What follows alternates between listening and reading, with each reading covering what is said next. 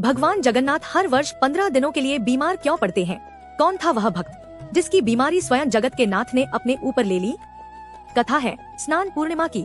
भगवान जगन्नाथ को 108 स्वर्ण पात्रों में भरे विभिन्न तीर्थ स्थलों के जल से स्नान कराया जाता है और इसके तुरंत बाद भगवान को बुखार हो जाता है और भगवान जगन्नाथ बीमार पड़ जाते हैं।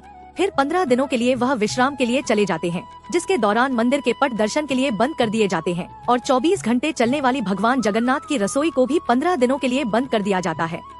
इन 15 दिनों तक भगवान भोग ग्रहण नहीं करते। उन्हें केवल विभिन्न प्रकार के काढ़े और जड़ी बूटियों को घोलकर पीने को दिया जाता है ताकि भगवान शीघ्र स्वस्थ हो सके। इतना ही नहीं, इन 15 दिनों में प्रतिदिन एक वैद्य भगवान के स्वास्थ्य की जांच करने के लिए आता है। इसके पीछे उनके एक अनन्य भक्त माधव दास की प्रेम भक्ति की अद्भुत कथा है। माधव दास भगवान जगन्नाथ का अनन्य भक्त था। उसके जीवन में केवल भगवान की सेवा ही सबसे बड़ा धर्म थी। उम्र बढ़ने के साथ वह अत्यंत बीमार पड़ गया। लोगों ने उससे कहा कि अब भगवान जगन्नाथ की सेवा तुम्हारे बस की बात नहीं रही, लेकिन माधव दास ने दृढ़ता से कहा कि जब तक इस शरीर में प्राण है, मैं भगवान की सेवा नहीं छोड़ सकता। इसी दौरान एक दिन वह सेवा करते करते मूर्छित हो गया। उसके बीमार पड़ने पर स्वयं भगवान जगन्नाथ अपने भक्त की सेवा करने उसके पास आए। भगवान जगन्नाथ उसकी सेवा करते रहे। जब उसके शरीर में कुछ शक्ति लौटी और उसे होश आया तो वह समझ गया कि उसकी सेवा स्वयं उसके प्रभु कर रहे हैं।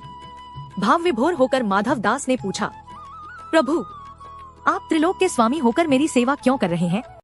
यदि आप चाहते तो मेरा रोग समाप्त कर सकते थे।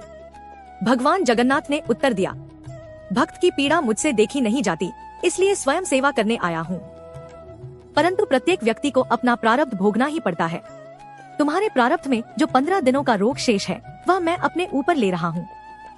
तभी से यह मान्यता है कि भगवान जगन्नाथ अपने भक्तों के कष्टों को 15 दिनों के लिए स्वयं अपने ऊपर ले लेते हैं और बीमार पड़ जाते हैं। धन्य है ऐसे सच्चे भक्त और उनकी भक्ति, जिनके लिए स्वयं भगवान सब कुछ लुटाने को तैयार हो जाते हैं। यदि आपको यह कथा सुनकर अच्छा लगा हो तो कमेंट में जय जगन्नाथ अवश्य लिखें। जय हो जगन्नाथ महाप्रभु की, जय हो भक्त माधव दास की।